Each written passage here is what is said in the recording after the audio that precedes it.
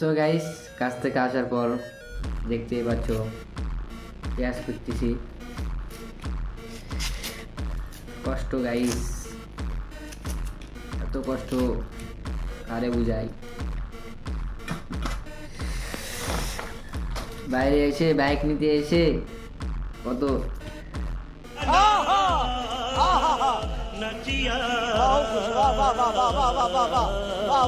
কষ্ট করতে হচ্ছে। খালি বাইকের জন্য এসেছি বাইরে।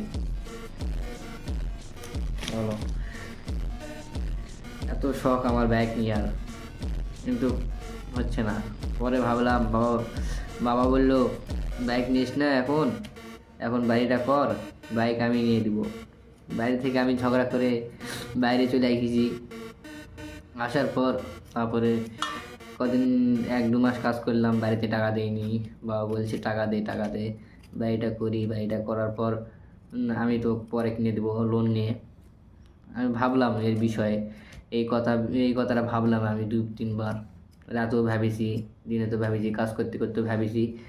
তারপরে 7-8 বার ভাবার পর আমি আবার ভালো করে মনকে বললাম মনটা কি চাই।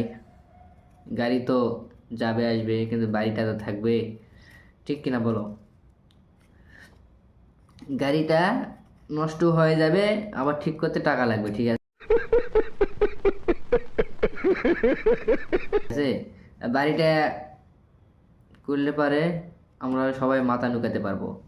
বৃষ্টি এলে, ঝড় বৃষ্টি তুফান আসলে আমরা সবাই, বাবা মা ভাই বোন দাদা দাদি সবাই মাথা নুকাতে পারবো।